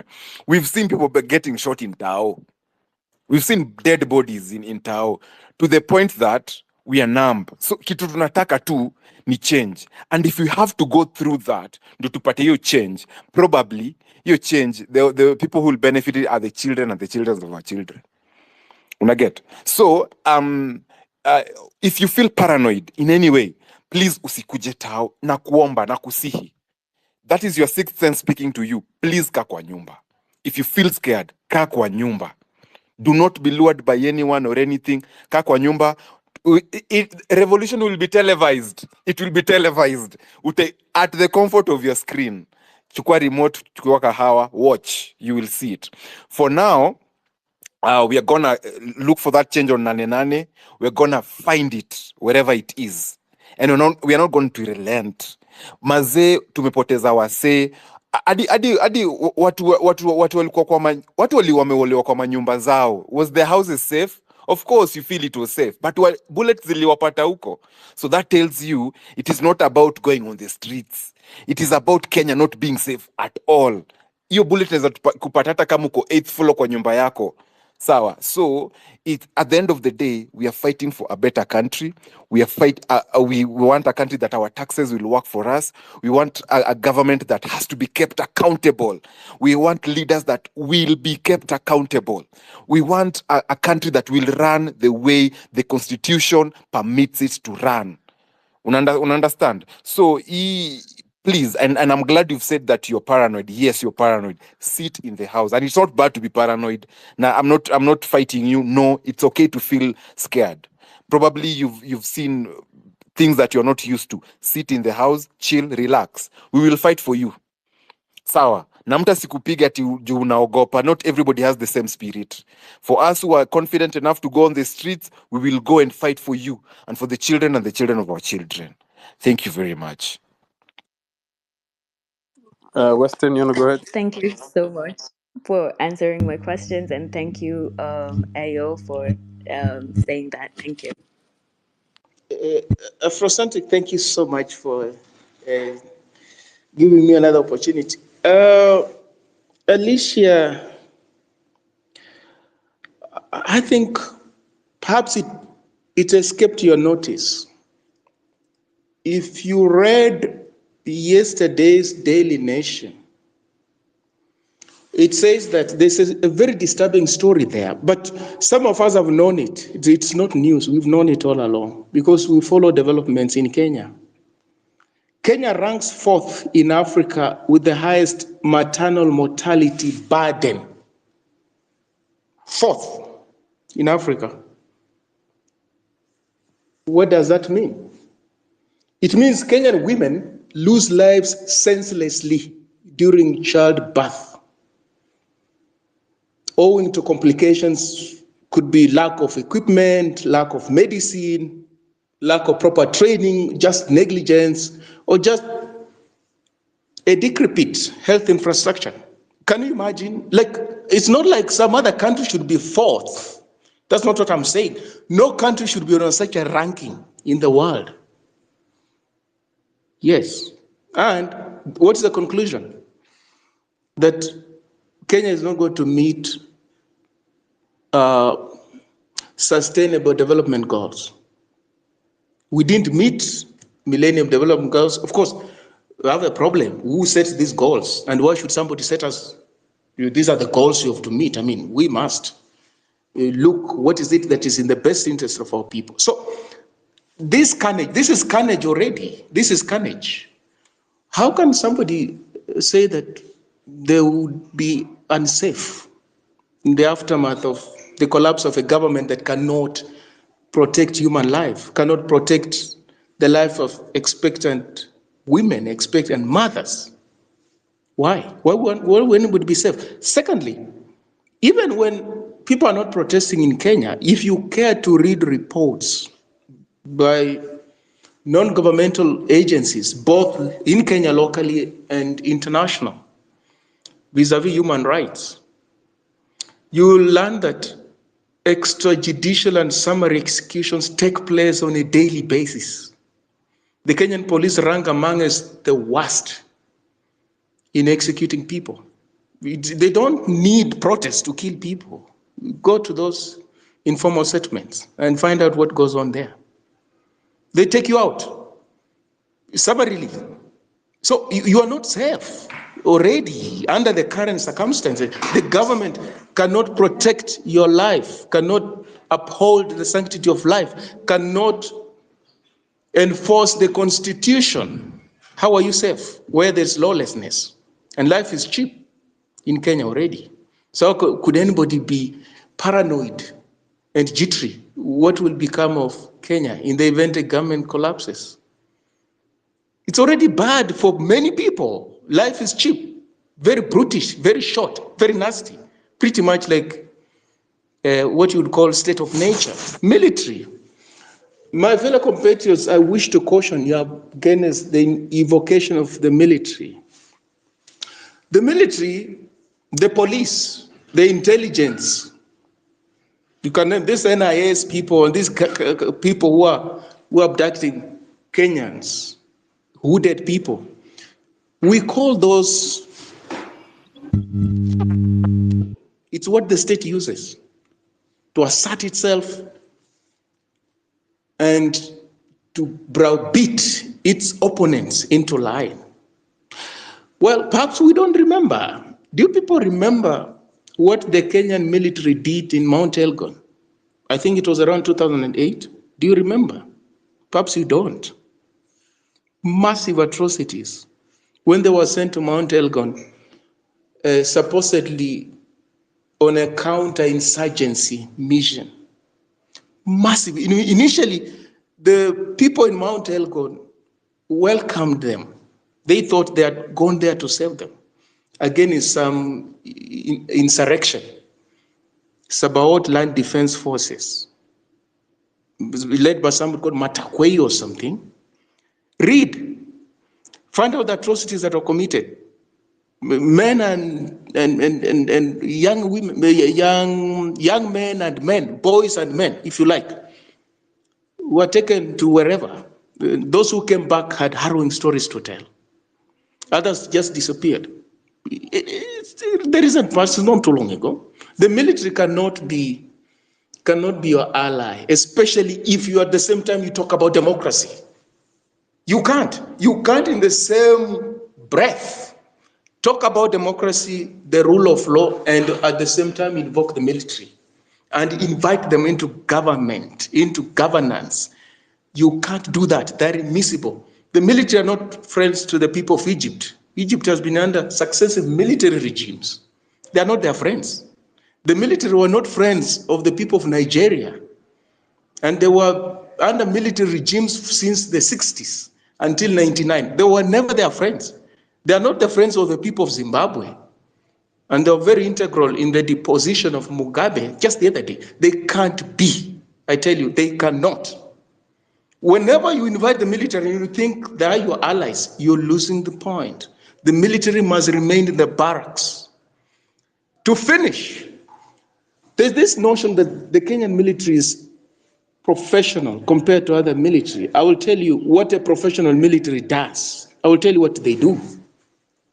What a professional military does is that, for instance, in the 2007-2008 post-election violence, when the country was degenerating into unmitigated civil war, a professional military will step in and say, there were no elections here, we are suspending everything, there will be some interim structures, fresh elections will be held, and Kenyans will have to elect somebody of their own choice. They didn't do that. Why? Because in a corrupt society, where the state is corrupt, why would you think the military will not be ensnared in corruption networks? Why would you think so? Well, I'll just ask you one simple question. How many of you people know of somebody in Kenya who had an ambition to join the military, just woke up and said, there's a recruitment in that shopping center or in the stadium in the town, and went, met all the requirements, and was recruited? How many of you people know such people? How many? But when the recruitment is taking place, you hear things like, oh, don't give money to so-and-so, don't give money, it's illegal. Why do those campaigns run? Why do they run? Because they know the process is mired in corruption. That campaign in and of itself is indicative that the process of recruitment into the military is mired in corruption. That's why Kenyans are sensitized. Don't give anybody money. Please don't. Why? Because they know people receive money. And they receive money and they get people recruited in the military. So how would people who get recruited into the military be professional? How can they be professional? Of course, you entered these institutions corruptly. You can only be corrupt. You are not going to be loyal to the country. You'll be loyal to the person who engineered your recruitment. And why would you think a government, a state that is ethnicized, that the military that is integral to controlling the levers of power would be immune to ethnicization? Why do you think that? Why? It can't be. Because they will get rid of you. They will get rid of you. If you allow the military to operate professionally, then you cannot engage in sleaze and the things that you see state actors do in Kenya, because they'll get rid of you. What do? You first have to corrupt them. Then you can proceed with your corruption. Maybe because okay, this is your cut. Look the other side. So they can't be your friends. They can't be your friends. They are part and parcel of those networks, much as you don't want to admit that. But in a democracy, people discuss every other institution because every other institution operates under the rule of law and it's under civilian oversight. Whether you carry weapons, the police in Kenya, they don't think they're under civilian oversight. That's why they shoot people. But in a democracy, you are under civilian oversight because the weapons you carry are to protect life, to ensure there's law and order. When people are protesting in a democracy, the police come to provide security. They don't ask you how many protesters will come to the streets. And if anything is damaged, you are going to be held accountable. No, they don't ask that. They know it's their mandate to protect the protesters, to ensure there's law and order, to ensure property is not destroyed, because the protesters are exercising their inalienable constitutional right to protest. And the police, the military, are not loyal to the government. They are loyal to the people. They are loyal to the collective well-being, to the national good in a democracy. So they can't be our allies. And we don't even want them to be our allies. We don't. We just want them to adhere to the rule of law, to the constitution, not to be our allies. We are not looking for that. Don't. And the other thing is about the constitution. The constitution does not have to be defended. My fellow compatriots, I hear that a lot. You don't, because the constitution is clear. If you break it, you wait for the consequences, or if it's a moral question, you bow out and you take political responsibility or moral responsibility. What does that mean? You may be a minister of transport. You wake up one morning, two public transport vehicles collided and there was carnage. People lost their lives. As a minister of transport, you resign. But in Kenya, minister of transport will not resign because they'll ask you, was I driving any of those vehicles? No, I wasn't. But when the rule of law upholds, you resign because as a minister of transport, you don't have to preside over loss of lives. The constitution is clear. You have to defend life, ensure the roads are safe. If you're a minister of police and the police shoot people, there's carnage, the way it's happening in Kenya, you resign. Because your role is not to preside over carnage, extrajudicial executions. That's the law. So where we say, oh, defend the constitution. No, you don't have to defend the constitution. The constitution defends itself because people know what its provisions are and what is expected of them and the consequences for not living up to those provisions. When we talk about defend, it means the constitution is just a piece of paper. We will go to court and argue what a full stop means, what a comma means, what this word shall or will means. We're breaking, splitting hairs. That's not what happens in a democracy and in a constitutionally anchored body politic. Thank you. Thank you, Western Kioti. You have something to add? Yeah, Afro, good morning. It's not morning. Good afternoon. Afternoon to you. Kofiti. Sawa. So guys, first of all, I've been on this space and I've noticed you guys are using very nice vocabularies, and I'm also coming in with my good vocabularies. So I want you guys to give me your listening ears ahead of Nane Nane. So William Ruto, William Samoei Arap Ruto, the 5th president of the Republic of Kenya, who is only going to rule, who has ruled for 2 years. I think he will be the shortest ruling president in this nation ever since independent. Ruto is a very cantankerous, discombobulated human being. You know, we can't afford to listen to his lies. We really can't afford him as a president.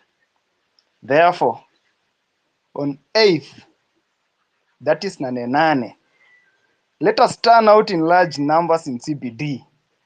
We want this regime gone. And nikisema we want this regime gone, I mean all the way from the president to the MCA. In fact, we can even extend to the chiefs, to Omukasa. Those guys who are in the village because they are part of the presidents. We want all of them gone. And you guys don't buy fear from anyone. By the way, we are too broke to buy fear. So let us come out in large numbers, guys. Let us do this for our generation and the generations that will come after us. Guys, when I say this, I mean we forward to the fight against corruption in our country. We forward to the fight for accountability. We fight the lies that have been said by one William Samoei Arap Ruto, the residents of Sugoi. So guys, don't buy fear from anyone. Because when Ayo tells you that if you don't want to come in town, just sit at home because the revolution will be televised, I'm against that. You are supposed to come in town as soon as tomorrow, so that on Thursday from 7 a.m. Bangladesh began their fight the other day. We are 1 month old. We haven't seen any fruit from this fight. Apart from the president putting down the finance bill, of which he did it on the television, but I'm very, very sure that behind the scenes, there are a lot of things that are happening. Overtaxation is there. When you go to any office today, if you don't know anybody there, you'll not be listened to. We don't have jobs. The only job we are having now is to put down this rogue regime, because we can't afford to lose lives in the near future again. 247 bodies lying in the city mortuary, unidentified. Guys, you remember what happened in Kware? Whatever happened in Kware, it was a state-sponsored massacre, because there is no way those people who were recovered from Kware, their bodies were cut into pieces. According to my thinking, and after doing a very proper audit, I feel like those body parts that were missing, they had been shot by the bullets, because you can't tell me that mtu amekatwa kifua alafu you tell us that kuna mtu alikuwa anachuna matiti za watu sijui wanapeleka wapi. No, those body parts that are missing, all the way from the head to the toenail, they are as a result of the bullets that were shot by the police officers who puts on the blue uniforms. I mean the Kenya police officers. I'm also sending a warning to the GSU. If you're here, your father or your mother is a general service unit police officer. Talk to them. Tell them that this fight is not against Kenya. This fight is against the Rogi regime. Why didn't we fight against Jomo Kenyatta? Why didn't we fight against Moi? Of course, Moi is the father of all the happenings now in the country. And our forefathers, our grandparents, they were fearing him. But today, they gave birth to fearless generation. So the Gen X were here. The millennial akina Ayo. The Gen Z kina KOT Sonko. The Gen Alpha who are back at home. And the generation that will come after the Gen Alpha. We want a Kenya that even people from Europe, people from Asia, people from the American continent can be longing for to come here for greener pastures. This is our country. So on 8th, saa 1:30 tukue tao, na tutakuwa huko hadi usiku wa manane until that guy comes down. Personally, I'm ready. I've been on the streets with Ayo. I've been on the streets with my good friend Six. I've been on the streets with most of you here.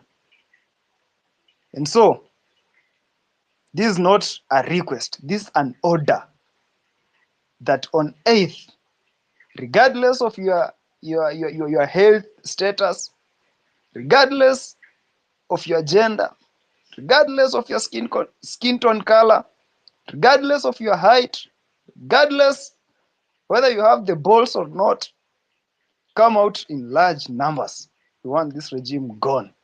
And of course, tarehe 8, latest tarehe 9, we'll be celebrating somewhere in the State House. So guys, I have less to say. I think much that I'll be saying will be action on tarehe 8. Back to you, Ayo. Back to you, Afro, Psycho, Rabia, akina 6. Tukutane tarehe 8. Thank you so much, So KOT. please Before you go, Alicia. allow me to respond to Weston at some point. Thank you. Oh, you're going next. You're going next. What I was saying in the regard that KOT has just said, safety, safety, safety, safety. Your question was about safety. I forgot to jump in and answer that. If you're worried about safety, the strength of a wolf is in the pack. If we come to town and we are 1 million plus of us, no one will touch you. No one will touch you. It's very difficult for you to be touched. So safety in numbers. Okay. I'd really like to say that Weston has said very eloquently what I could not. He's really just told you the military is not your friend. The military was not the friend of Nigeria, Egypt, Burkina Faso, Mali, Senegal, like all those countries. So as we go there, I'm really, again, I don't think that there is safety here. I am gonna show up. I know, I really know, although I'm paranoid, I am gonna show up because I know I have something to fight about. But I think that we should have this thing that some of us might not come back. There is no safety when the military is involved and when the police is involved. And I just hate to be a wet blanket, but we're saying that the KDF is gonna come and step in and try to give us a government that is transitional. It might, they might, but it might not be our government. It might be the other people's government that are coming after us. So as we go there, let us just know that some of us are not going to come back, and that's okay. Just know that you have fought for your country, because I'm really ready to fight for this country. Like, Alicia, why are You know, you insisting on? Are you paid? I'm not paid, but I'm telling you guys. I'm telling you guys because I did We see do my know. friend What die. makes you So I'm just what makes you saying think that we that, don't know guys. what the cost Oh, is? Afro, Afro. because everyone is Yes. talking about safety. safety. Alicia, There is no safety, guys.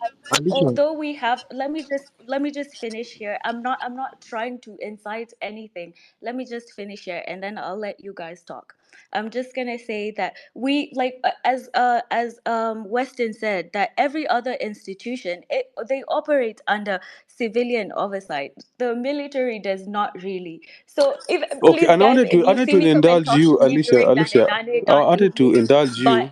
Hold on, hold on. I wanted to indulge you but and Western, who eloquently talk about your yeah, points. Do you understand what has happened in Bangladesh? I do. Is there any blood being spilled right now? Not right now, but there will be. I'm pretty sure that there will be. It's Bangladesh and it's the Bangladeshi military. What has been happening in Bangladesh over the years before they kicked out their prime minister? A lot of bloodshed.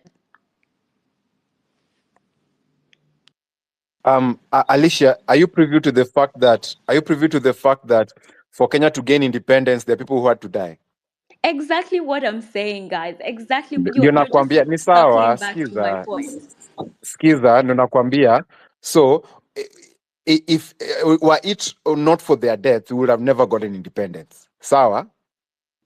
So Absolutely. I want you to understand that the process of that independence, the process of this the success of this protest, it has to be done whatever the cause, unaget.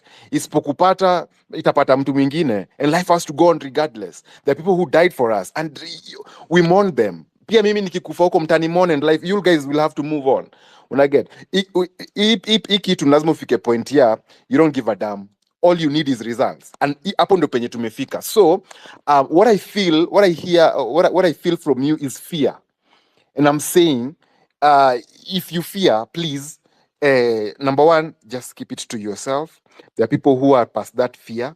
Kuna watu wanasema kaa mbaya mbaya, and I represent them. Hao watu wanasema kaa mbaya mbaya, kaende ora for ora. So sisi tutaenda venye kutaenda. I'm sorry if you kama unaogopa ni sawa, but usinflict fear kwa wasi But you know, we're wengine not supposed to be even having this tafadhali. conversation even right now. Do you know we have 48 hours and you are confused, Alicia? I'm Apro, not confused. Guys, Apro, I'm gonna be there and I'm gonna show Apro. up. Although I am in Yeah, fear, yeah, I'm 6. gonna be there and I'm gonna Let show me, up. But I'm not inflicting fear. I'm just saying, like, Alicia, Alicia, Alicia. Alicia, it's so Just a obnoxious of moment. you Kioti, trying to just a instill moment. fear in these people. Kindly. No, wait, six, relax. Tulia ni, Alicia, tulia it's ni. so obnoxious of you. If you are going to instill fear in these people, yeah? Personally, let me say this one. Let me say this without fear. If you're an NIS, just let us know. Then we'll tell you what you want to hear. Because we are here talking about Nane Nane, how we are going to march there in town. And we don't have 48 hours. We have less than 30 hours. Because the next day after tomorrow at 7 a.m., it's when we are going to occupy town. So, guys, back to you. Kioti, But I feel like, Alicia, you are drailing us. Kioti, let me just say this. Let me just conclude this and say, Alicia, come to town. I'll protect you during the protests. Hii vitu hiyo tumefunga. Kindly come to town. I'll protect you. Me, I'll be there personally. I will be in town. I Okay. will be in Thank town. you. I will Call be me. there. I'll personally protect you so that you don't die. I know how to navigate this maandamano. Thank you. Now, this is what I want to tell you people. Western highlighted about the military, and I don't know why we are talking about the military and we have the constitution. You've seen what has happened in Bangladesh. Even parliament was dissolved today. Military announced there will be an interim government for some time before they get to elections or whatever. But why should we be focusing on that? That is something we've been talking here daily. I told you tukiingia hizi spaces tuongee kuhusu nane nane. That is our main goal. I told Martha earlier on, if she was to support this movement, she should take, she should do a press conference, and tell his people who believe in her to go out. She did not answer that. And Afro, sorry about this, but it's high time. We don't have to listen to such people. You heard her here. She's telling us she's 66 years, but she doesn't want to retire because she believes she want to hang on that power until she's 100. We don't want such leaders who are selfish. We want people who know. Look at Barack Obama. He hit his 10 years as president and retired. And life continues. Umemwona akiingia political scene akisema, oh, I want to be president, oh, I want to be this, oh, I'll still go for an electoral seat. No, he doesn't say that. But our leaders are very selfish. And they come on these spaces every day to tell us, oh, siji until I hit 60, siji until I hit what. Somebody at 78 years is still looking for an elective post. For what reason?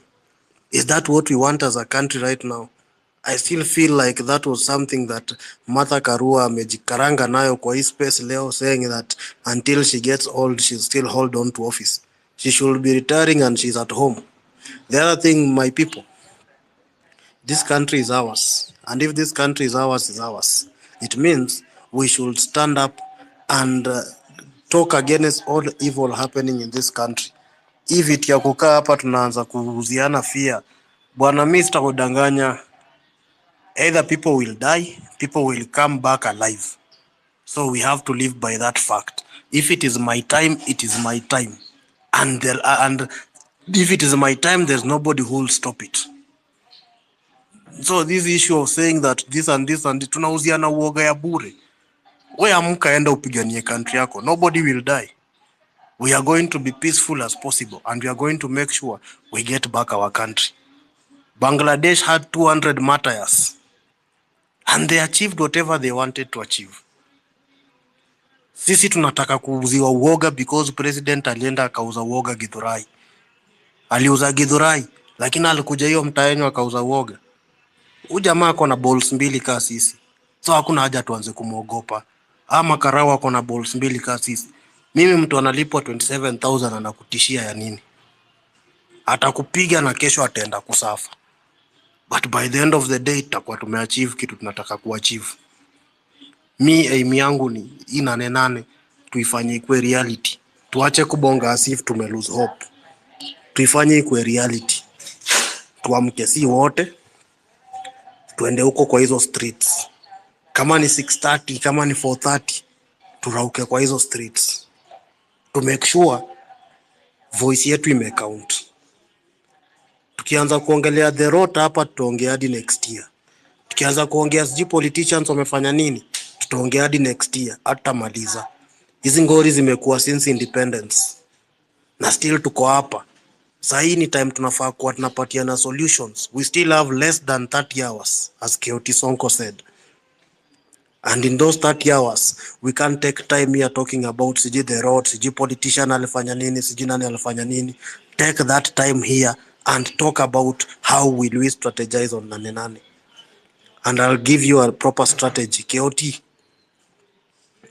you have contact with all these student leaders. Kindly make sure you get in touch with them.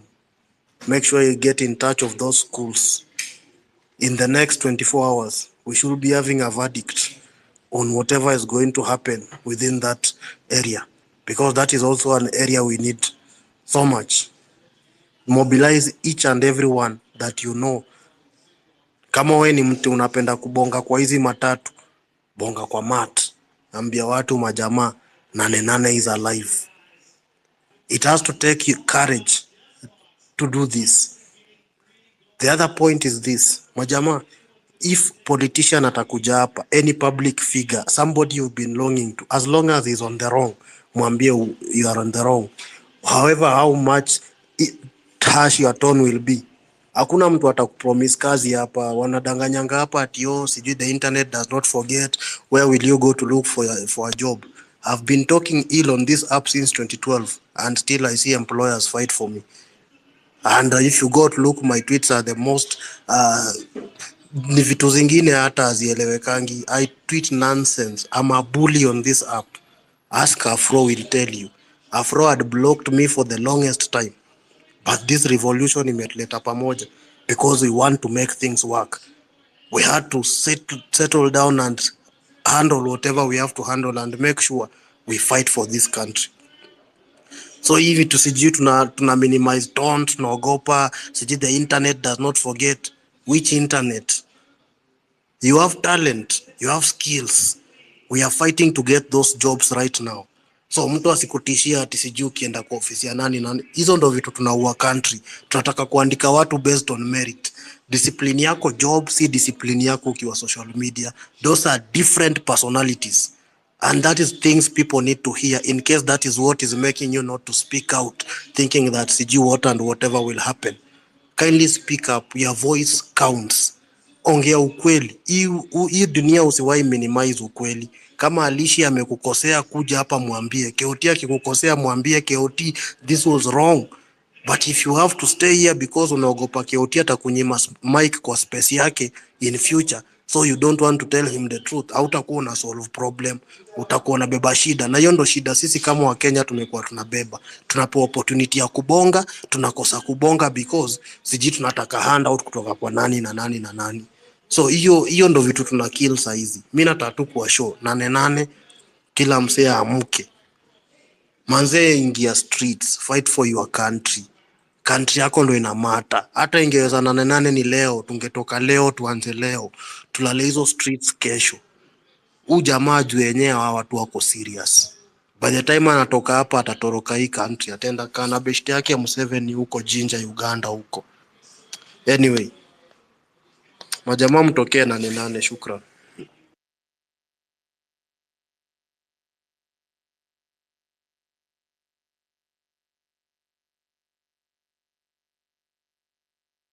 Nane it is. Mumbi. Thank you again, Afrocentric. I really want to echo whatever Six Self-Santa said. Nane, we have less than 30 hours. On that day, can we tokea mapema hata ikibidi 6 early in the morning? Tusitokea ati saa 8 ndo saa zile watu wanaanza kustep down. Na tutoke early ndo tuweze kuona vitu ziende kumove fast.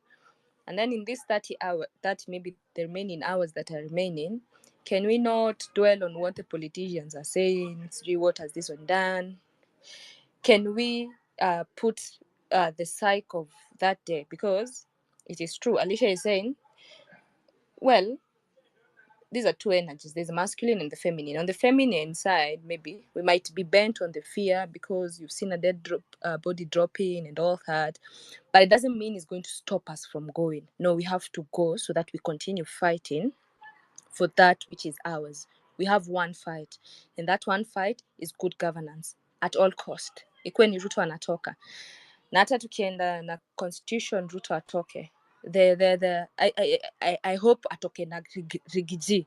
Juu saa hii ilikuwa inaongelewa impeachment yake. Itakuwa best tukitoa wawili.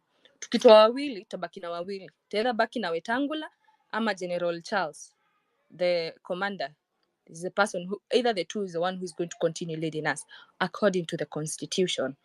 So with that in mind, we are already ready for the outcome. Whoever is going to take the seat, it's okay as long as that person hears our grievances. And in the spirit of the constitution, I wanted to suggest maybe just another just suggestion. Kwa hii 30 hours that is remaining, can we either individually or as a whole, sana sana individually, can we invoke the power and the supremacy of the Almighty God of all creation? Maybe when we do that genuinely in alignment, the miracle that we are expecting to see on Nane, which Ruto going, will happen. Why? Because even our national anthem talks about, oh God of all creation, bless this our land and nation. So as we are moving towards that Nane, can we maybe invoke the spirit of the supremacy? Because even in our constitution, as it opens in the preamble part, it says, we the people of Kenya acknowledges the supremacy of the Almighty God of all creation. Maybe is that the part that we are lacking to call out? Because when we reach there to the